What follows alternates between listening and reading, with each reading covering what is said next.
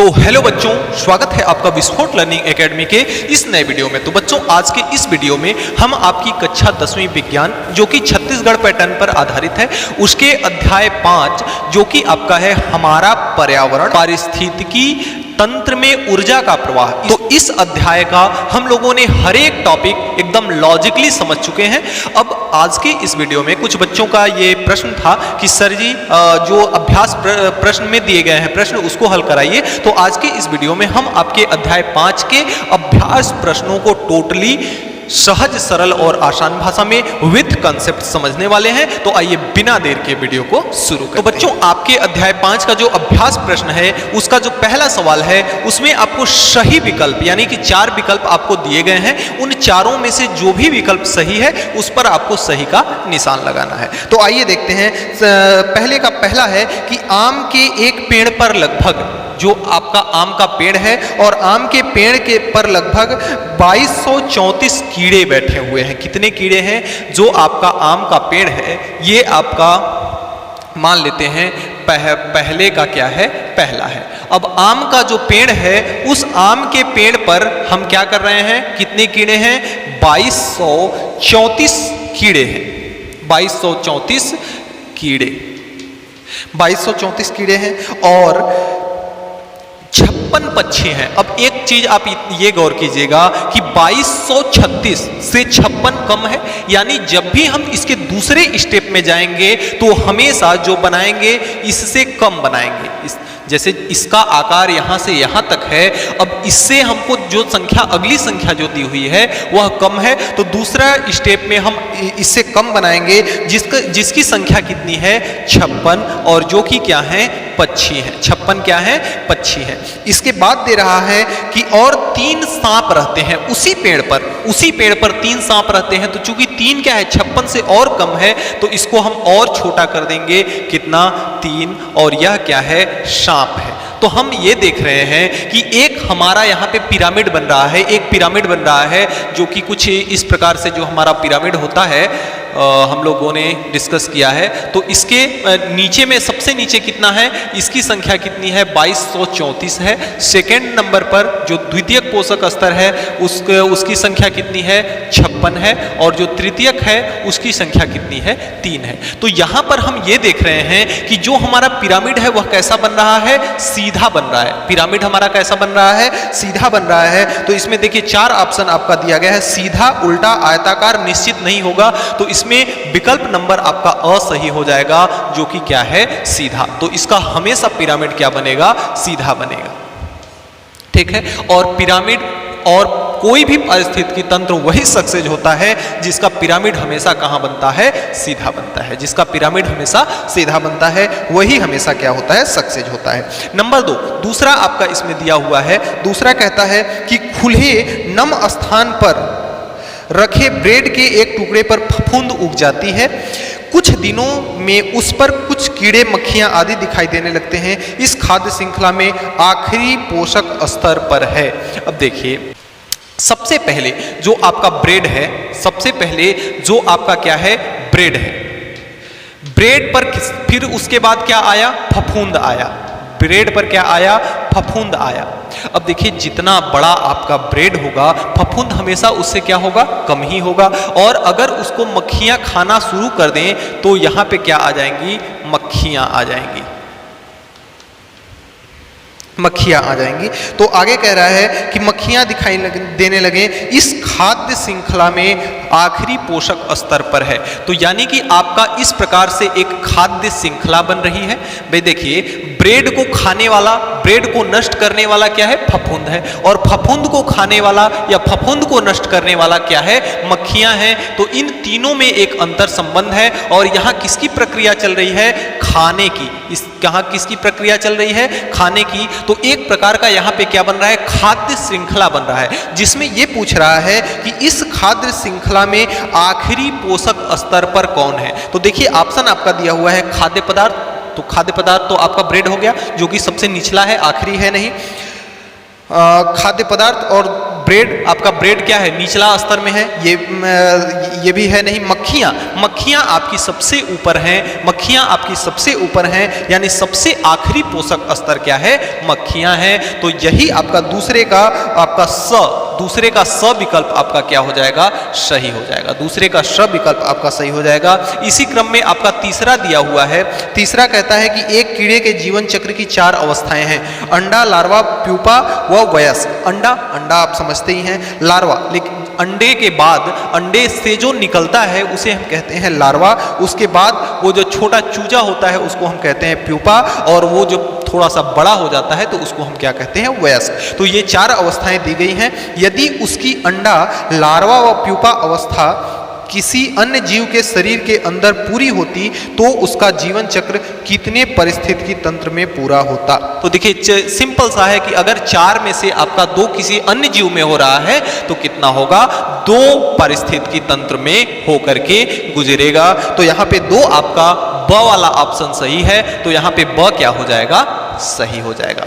ब 2 जो है किसमें दिया हुआ है, ब में दिया हुआ है, इसलिए आपका ब वाला ऑप्शन सही हो जाएगा। अगले क्रम में आपका चौथा नंबर है, कहता है क्या होगा यदि किसी बड़े इलाके से सारी कीट भक्षी चिड़ियां समाप्त कर दी जाएं। अगर किसी भी इलाके से जितनी भी कीट खाने वाली, कीट भक्षी का मतलब क्या हुआ, कीट यानी कीड़ों को खाने वाली पक्षियां हैं, उनको अगर नष्ट कर दिया जाएगा, समाप्त कर दिया जाएगा तो क्या होगा, तब ये होगा कि जो कीटाणु हैं, जो कीड़े मकोड़े हैं, उनकी संख्या बहुत अधिक मात्रा में बढ़ जाएगी, क्योंकि उनको खाने वाला कोई नहीं रहेगा। देखिए पारिस्थितिकी तंत्र में सामंजस्य बना रहता है कि जैसे अगर इसकी संख्या ज्यादा है तो इसको खाने वाला ये उपलब्ध है, अगर इसकी संख्या जरूरत से ज्यादा हो रही है तो ये क्या कर रहा है, खाते जा रहा है। तो इसका एक सामंजस्य बना हुआ है, बहुत ज्यादा मात्रा में नहीं हो पा रहा है। लेकिन अगर इसको हम समाप्त कर दें तो इसको खाने वाला कोई नहीं बचेगा, तो इसकी संख्या प्रॉपरली बहुत अधिक मात्रा में बढ़ती चली जाएगी। तो इसमें देखिए ऑप्शन आपका दिया हुआ है, फसल का उत्पादन बढ़ जाएगा। स्वाभाविक सी बात है कि कीटों की संख्या जब सबसे अधिक हो जाएगी तो फसल का उत्पादन बढ़ेगा नहीं बल्कि घट जाएगा। दूसरा नंबर है कीटों का प्रकोप बढ़ जाएगा, तो इसका ब ऑप्शन बिल्कुल आपका सही है। ब ऑप्शन बिल्कुल सही है, क्योंकि कीटाणुओं की संख्या बहुत ज्यादा हो जाएगी, इसलिए कीटों का प्रकोप क्या हो जाएगा, बढ़ जाएगा। अगला ऑप्शन दिया था कि दूसरे पक्षियों की संख्या बढ़ जाएगी, तो दूसरे पक्षियों की संख्या बढ़ने का कोई सवाल ही नहीं है यहाँ, क्योंकि दूसरे पक्षियों से कोई मतलब है नहीं, कोई असर नहीं होगा। बिल्कुल असर होगा, असर तो होना ही है। अब अगले क्रम में देखिए आपका प्रश्न संख्या पांचवा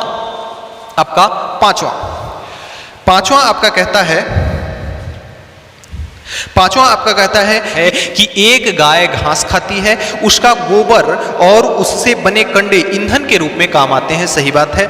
इस प्रक्रिया में बना धुआं वायुमंडल में अवशेष, राख आदि मिट्टी में मिला दिए जाते हैं। यह संपूर्ण प्रक्रिया है। देखिए हमने पाठ के अंत में एक पढ़ा था चक्र, हमने क्या पढ़ा था, एक चक्र। उसमें होता क्या था कि जो चीज जहां से आया है वहीं पे जाकर के क्या होता है, मिल जाता है, वही क्या कहलाता है, एक चक्र। देखिए गाय जो गोबर देती है, गोबर आता कहां से है, गाय क्या करती है, हरी हरी घासों को खाती है, हरी हरी घासों को खाती है, और खाने के बाद उसके शरीर के अंदर रासायनिक क्रिया द्वारा उसका क्या किया जाता है, पाचन किया जाता है। और पाचन के पश्चात वह क्या करती है, उसको मल को त्याग करती है, यानी गोबर के रूप में उसका त्याग करती है। और जब गोबर के रूप में त्याग करती है तो उसका बहुत सारा उपयोग है, हम उसको कंडे के रूप में क्या करते हैं, ईंधन के रूप में उसका इस्तेमाल करते हैं। और जब ईंधन के रूप में उसका इस्तेमाल करते हैं तो उससे राख, धुआं इत्यादि निकलता है, जो कि हमारे वायुमंडल में चला जाता है। और राख क्या है, एक उर्वरक का कार्य करता है। और जब उर्वरक हम क्या करते हैं, उसी उर्वरक को फेंक देते हैं, तो उसी से क्या होता है, घास पुनः जमता है और बढ़ता है, पुनः गाय उसको खाती है। तो यह एक क्या बन जा रहा है, यहाँ पर यह चक्र बन जा रहा है। तो यह क्या बन जा रहा है, चक्र बन जा रहा है। आइए ऑप्शन पढ़ते हैं। बोल रहा है खाद्य श्रृंखला, तो खाद्य श्रृंखला तो है नहीं। खाद्य जाल भी नहीं है। पदार्थों का चक्र, बिल्कुल सही, पदार्थों का चक्र। इसमें स जो ऑप्शन है वह बिल्कुल आपका सही हो जाएगा। यह क्या निर्माण कर रहा है, पदार्थों का चक्र। इस प्रकार से इसका स उत्तर सही हो जाएगा। अगला है एक तालाब में, छठवां छठवां नंबर कहता है कि एक तालाब के पारिस्थितिकी तंत्र की खाद्य श्रृंखला का विस्तार जलीय पौधे, छोटी मछलियों से लेकर मनुष्य तक है। बिल्कुल सही है। यहाँ एक पोषक स्तर से अगले पोषक स्तर तक प्राप्त होने वाली ऊर्जा क्या होगी? देखिए इसमें क्या है कि जलीय पौधे जो हैं, जल के अंदर जो पौधे हैं या छोटी बड़ी मछलियां हैं, तो देखिए जल के अंदर जो पौधे हैं वो उनको क्या करेंगी, जो छोटी बड़ी मछलियां हैं वह उन पौधों को खा लेंगी और मनुष्य जब जाएगा तो उन मछलियों को मार करके खा जाएगा। अब इसका एक ऐसा क्रम बन गया जिससे क्या होगा, आइए ऑप्शन पढ़ते हैं। कम होती जाएगी क्या ऊर्जा? बिल्कुल कम होगी, क्योंकि क्या करेगा, देखिए वो जो उसके अंदर जो पेड़ पौधे हैं, जलीय पौधे हैं, उनको मछलियां खा लेंगी तो ऑलरेडी पौधे वाली ऊर्जा कम हो जाएगी, यानी पौधे के पोषक स्तर की ऊर्जा कम हो जाएगी। फिर मछलियों को मनुष्य खा लेगा तो उसकी ऊर्जा कम हो जाएगी। तो यह क्या होगा, कम होती जाएगी, निरंतर क्या होती जाएगी, कम होती जाएगी। तो छठवां का आपका अ ऑप्शन सही है। छठवां का क्या है, अ ऑप्शन सही है। बाकी के इसमें जो दिए हैं अधिक होती जाएगी। देखिए अगर एक को एक खाता जाएगा तो बढ़ने का तो कोई चांस ही नहीं है, बढ़ने का तो कोई चांस ही नहीं है, अधिक होना नहीं है, कम होगा। प्रेजेंट टाइम की बात कर रहा है ना, तुरंत तत्कालिक स्थिति की बात कर रहा है, तो बढ़ना तो है नहीं, समान बना रहेगा नहीं, क्योंकि परिवर्तन होगा ही होगा। समान कुछ भी चीजें नहीं होती हैं संसार में, बदलना हर किसी को है, और कभी कम कभी अधिक। तो अगले क्रम में आपका जो सातवां है, सातवां आपका कहता है कि किसी बगीचे के जीवों की गणना में 5567 घास के पौधे और 453 झाड़ियां, 23 पेड़ व 7769 जंतु पाए गए। इस बगीचे का कुल प्राथमिक उत्पादन होगा। देखिए इस बगीचे का कुल प्राथमिक उत्पादन कितना होगा? प्रश्न आप ऑप्शन पढ़ते हैं। बगीचे के समस्त जीवों का सम्मिलित भार। देखिए यहाँ उत्पादकों से मतलब है, समस्त जीवों से हमें यहाँ पे मतलब नहीं है, क्योंकि प्राथमिक उत्पादन की बात कर रहा है। किसकी बात कर रहा है? प्राथमिक उत्पादन की। अगला कह रहा है बगीचे के समस्त वनस्पतियों का सम्मिलित भार, जीव भार। ये बिल्कुल सही हो जाएगा, आपका ब ऑप्शन बिल्कुल सही हो जाएगा। अब पूछिए कैसे?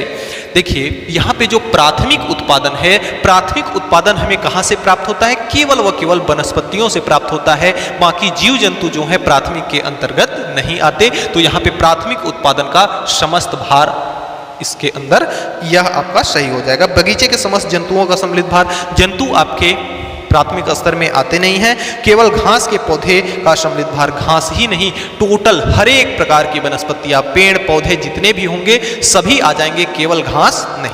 तो ये आपका सातवां का ब ऑप्शन सही हो जाएगा। तो इस प्रकार से हमारा पहले प्रश्न का संपूर्ण पार्ट कंप्लीट। अगले क्रम में आपका जो प्रश्न संख्या 2 है, कहता है कि धान के भूसे पर एक प्रकार का फफूंद उगाया जाता है। धान के भूसे पर एक प्रकार का फफूंद उगाया जाता है, जिसे हम क्या करते हैं? खाते हैं। क्या यह किसी खाद्य श्रृंखला को दर्शाता है? इसके लिए ऊर्जा का स्रोत क्या है? देखिए धान के भूसे पर जो हम फफूंद उगाते हैं उसे हम कहते हैं धान, लिखते हैं यहाँ, धान का भूसा क्या है? एक अपशिष्ट है। धान के भूसे पर फफूंद को उगाना, इसका मतलब यह है कि जो आपका फफूंद होगा वह धान का भूसा यानी अपशिष्ट से अपना भोजन प्राप्त करेगा, अपनी ऊर्जा प्राप्त करेगा। तो आइए देखते हैं। तो हम यहाँ पे लिखे हैं, पहला स्टेटमेंट जो कह रहा है कि धान के भूसे पर जो हम फफूंद लगाते हैं और जिसे हम खाते हैं, तो उसे हम क्या कहते हैं? मशरूम कहते हैं। उसे हम क्या कहते हैं? मशरूम। मशरूम की सब्जी आपने खाया होगा जहां तक तो, और जिसकी खाद्य श्रृंखला क्या है? अपघटक है। जिसकी खाद्य श्रृंखला क्या है? अपघटक है। अब देखिए अपघटक कैसे? जो धान का भूसा होता है उसमें कुछ रासायनिक अभिक्रियाएं होती हैं, कुछ जीवाणु होते हैं जो कि उसकी ऊर्जा को, रासायनिक अभिक्रियाओं को छोटे छोटे टुकड़ों में विभाजित कर देते हैं, जिसे हम क्या कहते हैं? अपघटक कहते हैं। और उसी से उत्पन्न होता है हमारा क्या? मशरूम, यानी कि फफूंद। अब देखिए अगला इसमें स्टेटमेंट कहता है कि ऊर्जा का स्रोत। इसके ऊर्जा का स्रोत क्या है? तो ऊर्जा का स्रोत हमने बताया कि कार्बनिक पदार्थों से ऊर्जा प्राप्त करते हैं। देखिए कार्बनिक पदार्थों से क्या, धान का भूसा जो है वह एक प्रकार का अपशिष्ट है। जब वह अपघटक के रूप में उसको तोड़ दिया जाता है जीवाणुओं द्वारा, तो उसके अंदर क्या होती है, रासायनिक अभिक्रिया होती है, जिससे ऊर्जा किसको मिलती है, मशरूम को ऊर्जा मिलती है। किसके रूप में, भोजन के रूप में। किसके रूप में ऊर्जा मिलती है, भोजन के रूप में मशरूम को ऊर्जा मिलती है। और मशरूम आराम से फलता फूलता आगे बढ़ता है, अपनी प्रजातियों को आगे बढ़ाता है और हम उसकी चाव से सब्जी बना करके खा जाते हैं। अगला हम एक नोट पॉइंट यहां लिखे हैं, ध्यान दीजिएगा कि इकोसिस्टम में बहुत से जीव और जीवाणु ऐसे हैं जो कि अपशिष्ट पदार्थों, जैसे मशरूम अपशिष्ट पदार्थ कौन, धान के भूसों को से अपना क्या करता है, भोजन के रूप में ऊर्जा प्राप्त करता है कार्बनिक रासायनिक क्रिया द्वारा। उसी प्रकार से इकोसिस्टम में बहुत से जीव और जीवाणु हैं जो कि अपशिष्टों को सरल पदार्थों में तोड़कर क्या करते हैं, ऊर्जा प्राप्त करते हैं। किसके रूप में, भोजन के रूप में। तो इस प्रकार से बच्चों हम प्रश्न संख्या 2 को हल। आपका अगला प्रश्न संख्या 3 है, जो कि कहता है कि किसी पारिस्थितिकी तंत्र में ऊर्जा कैसे प्रवाहित होती है। हमने ऊर्जा का जब पिरामिड पढ़ा है था तब आपको हमने समझाया था। इसमें और कह रहा है कि अपने शब्दों में बताइए ऊर्जा किसी भी पारिस्थितिकी तंत्र में, किसी भी पारिस्थितिकी तंत्र में ऊर्जा का प्रवाह कैसे होता है। तो हमने आपको बताया था कि सबसे पहले मुख्य ऊर्जा का स्रोत, सबसे बड़ा ऊर्जा का स्रोत क्या है, सूर्य देव है। हमारे सबसे बड़ा ऊर्जा का स्रोत क्या है, सूर्य देव है। अब सूर्य से आने वाली जो सौर ऊर्जा है, जो विकिरण के रूप में हमारे पास आती है, उस सौर ऊर्जा का 30% भाग कौन पाता है, पर्यावरण पाता है। पर्यावरण 30% भाग कौन लेता है, पर्यावरण। सूर्य से आने वाली सौर ऊर्जा का 30% भाग पर्यावरण को जाता है और 50% भाग पृथ्वी की सतह द्वारा, पृथ्वी की सतह द्वारा उसे क्या कर लिया जाता है, अवशोषित कर लिया जाता है, अपने अंदर खींच लिया जाता है, यानी कि वेस्ट चला जाता है। और इसका जो 30% भाग है वह धूल कण, मिट्टी आदि में, धूल कण, मिट्टी के कण, यानी कि वातावरण में जो तमाम प्रकार की गैसें हैं, धूल कण है, ऑक्सीजन है, नाइट्रोजन है, जितनी भी तमाम प्रकार की गैसें हैं, 30% भाग सौर ऊर्जा का इनके द्वारा एब्जॉर्ब कर लिया जाता है, अवशोषित कर लिया जाता है। अब देखिए हमें ऊर्जा का प्रवाह बताना है। अब हम जानते हैं कि पर्यावरण को कितना ऊर्जा मिली, 30%। मात्र पर्यावरण को कितनी ऊर्जा मिली, 30%। अब इस 30% पर्यावरण में जो ऊर्जा मिली उसका मात्र 1% भाग कहाँ जाता है, खाद्य श्रृंखला के रूप में जाता है। खाद्य श्रृंखला, खाद्य श्रृंखला के रूप में यह किसको जाता है, पादपों में जाता है, पेड़ पौधों में जाता है। यानी कि इस 30% सौर ऊर्जा में से 1% भाग का पेड़ पौधे क्या करते हैं, अपना खाना पीना बनाने में उसका उपयोग करते हैं। अब देखिए इसका 1% भाग तो पेड़ पौधे उपयोग किए। अब पेड़ पौधे जितना ऊर्जा प्राप्त किए उसका 10% भाग दूसरे पोषक स्तर में जाता है। जितना मतलब कि मान लेते हैं, सपोज कीजिए कि 1% ऊर्जा से इनका 1000 केजी का भोजन तैयार हुआ। अब देखिए द्वितीय पोषक स्तर है वह केवल 100 केजी ही इसमें से खा पाएगा, 100 केजी ही उत्पादक को खा पाएगा। देखिए क्या है कि अगर 1000 का 1000 अगर पूरा खा लेगा तो दूसरे दिन यह क्या होगा, समाप्त हो जाएगा और इसको भोजन मिलना क्या हो जाएगा, बंद हो जाएगा। इसलिए यह कितना लेगा, केवल 100 केजी लेगा, 1000 में से केवल 100 केजी लेगा और बाकी 900 केजी जो बचेगा अगले आने वाले दिन से सौर ऊर्जा से लेकर के वह फिर से अगले दिन क्या करेगा, अपना विस्तार कर लेगा। ठीक उसी प्रकार इसके अगले चरण में जो होगा, इसके 100 का केवल 10 केजी ही लेगा,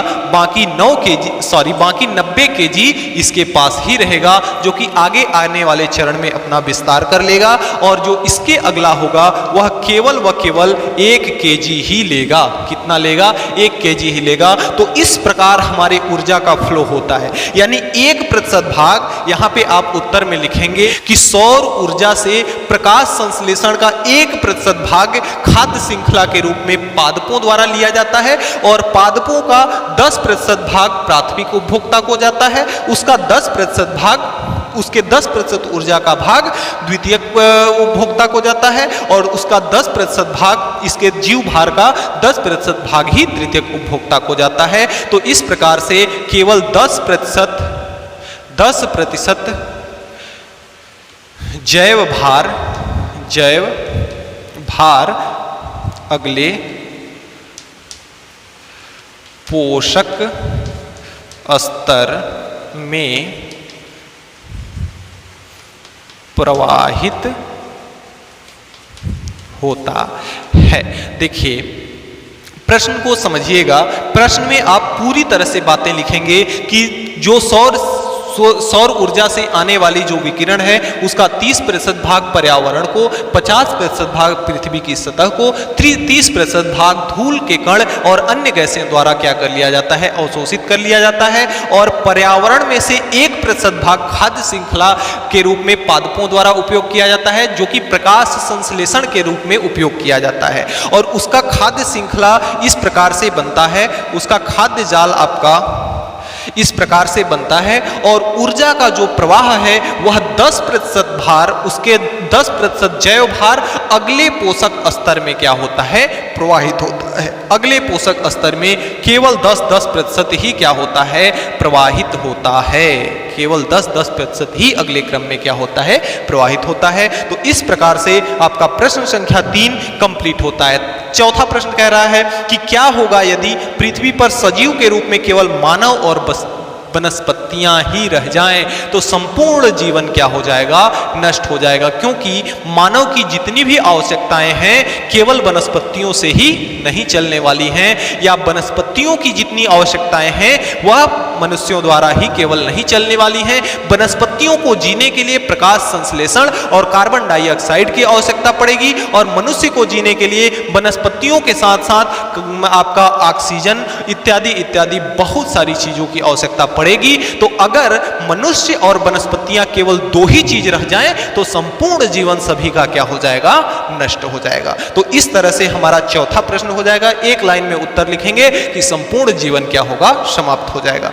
पांचवा प्रश्न है, क्या होगा यदि किसी पारिस्थितिकी तंत्र में ऊर्जा के प्रवाह में कोई बाधा हो जाए? अगर देखिए 10% यहां से यहां ऊर्जा जा रही है, अगर 10 के बजाय यहां 100 का 100 अगर जाने लगे, यहां 100 का 100 जाने लगे, तो क्या हो जाएगा? इनकी संख्या इतनी ज्यादा बढ़ जाएगी कि इसको तुरंत ही क्या कर जाएंगे? खा जाएंगे, और यह क्या होगा? नष्ट हो जाएगा, और इस तरह से हमारा पारिस्थितिकी तंत्र तबाह हो जाएगा और जीवन नष्ट हो जाएगा। तो आप एक लाइन में इसका उत्तर लिखेंगे कि यदि ऊर्जा स्तर में किसी भी प्रकार की बाधा उत्पन्न होती है, तो हमारा दूसरा ऊर्जा स्तर क्या होगा? समाप्त हो जाएगा, जिससे हमारा जीवन क्या होगा? नष्ट हो जाएगा। अब अगले क्रम में आपका प्रश्न संख्या, अगले क्रम में आपका प्रश्न संख्या 6 कहता है कि अलग अलग पोषक स्तर पर उपलब्ध ऊर्जा उस स्तर पर जीवों की संख्या को कैसे प्रभावित करती है। अभी अभी हम लोगों ने इसके पिछले प्रश्न में पढ़ा कि ऊर्जा का हमेशा 10% भाग ही स्थानांतरित होता है। अगर उत्पादक के पास 1000 केजी है तो वह केवल उसका 10% यानी कि 100 केजी ही वह अगले उपभोक्ता को प्रदान करेगा। तो यहाँ पे इसका उत्तर हम लिखेंगे कि ऊर्जा प्रवाह की दर 10% क्या होती है? निरंतर स्टेप वाइज कम होती जाती है, जिसके कारण हमारे जीवों, जिससे पोषक स्तर में जीवों की संख्या भी क्या होती है? कम होती जाती है। तो सबसे पहले यहाँ पे हमारा क्या रहेगा? मान लेते हैं वृक्ष या वनस्पति, जिसको हम क्या कहते हैं? उत्पादक कहते हैं। जिसको हम क्या कहते हैं? उत्पादक। अब इसका जितना भी जीव भार रहेगा उसका मात्र 10% यह किसको देगा? यह प्राथमिक उपभोक्ता को देगा। प्राथमिक उपभोक्ता। और यह अपना जितना भी इसके पास जीव भार होगा उसका मात्र 10% किसको देगा? द्वितीयक उपभोक्ता को, द्वितीयक उपभोक्ता को। और द्वितीयक उपभोक्ता का जितना भी जीव भार होगा उसका मात्र 10% भाग किसको देगा? तृतीयक उपभोक्ता को। इस प्रकार से हमारे ऊर्जा का क्रम क्या होता है, चलता जाता है। अगले क्रम में 7वां प्रश्न है, कहता है कि कोई ऐसा उदाहरण दीजिए जो मनुष्य की क्रियाओं द्वारा पारिस्थितिकी तंत्र में परिवर्तन होता है। देखिए, पारिस्थितिकी तंत्र में जो मनुष्य की क्रियाओं द्वारा परिवर्तन है वह क्या है? पर्यावरण नष्ट होने में मानव की भूमिका। पर्यावरण जो मनुष्य किस किस प्रकार से हमारे पर्यावरण को नष्ट करता है, यानी पारिस्थितिकी तंत्र को कैसे परिवर्तन करता है, कैसे डिस्टर्ब करता है। ये देखिए 4 पॉइंट आपके दिए गए हैं, जिसमें पहला है पेड़ पौधों का असंतुलित दोहन। जितना पेड़ लगाएगा नहीं उतना पेड़ क्या कर देगा? काट देगा। तो यह क्या है? पेड़ पौधों का असंतुलित दोहन, जो कि क्या करता है? पर्यावरण को नष्ट करने में सहायक है। अब अगला है पर्यावरण प्रदूषण। अगर मानव क्या करता है? पर्यावरण प्रदूषण करता है, तो जिससे पर्यावरण प्रदूषित होता है और जो हमारी वनस्पतियां हैं उनको उगने में, उनको भोजन तैयार करने में इत्यादि इत्यादि में क्या होती है? अनेक प्रकार की बाधाएं आती हैं और हमारा पर्यावरण क्या होता है? असंतुलित होता है। अगला है वनों की कटाई। देखिए, अपनी जरूरत के लिए, अपनी आवश्यकताओं की पूर्ति के लिए मानव क्या करता है? वनों की कटाई करता है। अब वनों पर देखिए बहुत सारे पशु हैं, बहुत सारी चिड़ियां हैं, बहुत सारे कीटे हैं जो कि वनों के ऊपर क्या है? आश्रित हैं, वनों के ऊपर निर्भर हैं। और मनुष्य क्या करता है? वनों को काट देता है, जिससे हमारा पारिस्थितिकी तंत्र डिस्टर्ब होता है। अगला है चमड़े और मांस के लिए जीवों की क्या करता है? हत्या करता है। चमड़े अपने उपयोग के लिए जानवरों की हत्या करके उसके चमड़े को ले लेता है, उसके मांस को खाने के लिए ले लेता है। तो यह सब क्या है? हम पर्यावरण को नष्ट करने में मानव की भूमिका है, जो कि हमारे पारिस्थितिकी तंत्र को हमेशा क्या करता है? डिस्टर्ब करता है। तो ये मनुष्य के क्रियाकलाप हैं जो कि पारिस्थितिकी तंत्र को क्या करते हैं? डिस्टर्ब करने का कार्य करते हैं। तो प्यारे बच्चों, आपका अभ्यास प्रश्न का सारे सवाल इस प्रकार से कंप्लीट होते हैं। तो बच्चों, आज के वीडियो में इतना ही। हमें उम्मीद है कि आज हमने जो भी पढ़ा आपको अच्छे से समझ में आया होगा। अगर फिर भी किसी भी प्रकार का आपको कोई डाउट है, किसी भी प्रकार का कोई दिक्कत है, तो आप नीचे कमेंट बॉक्स में कमेंट करके हमें जरूर बताएंगे, आपकी प्रॉब्लम को सॉल्व किया जाएगा। और हाँ, अगर वीडियो आपको अच्छी लगी, चैनल पर आप पहली बार हो, तो चैनल को सब्सक्राइब करके बेल आइकन को प्रेस जरूर कर लेना। और वीडियो आपको अच्छी लगी तो अपने दोस्तों में भी शेयर जरूर करना, ताकि इस वीडियो से अन्य विद्यार्थी भी लाभ उठा सकें। तो प्यारे बच्चों, मिलते हैं नेक्स्ट वीडियो में नेक्स्ट टॉपिक के साथ नेक्स्ट डे। तब तक के लिए गुड बाय।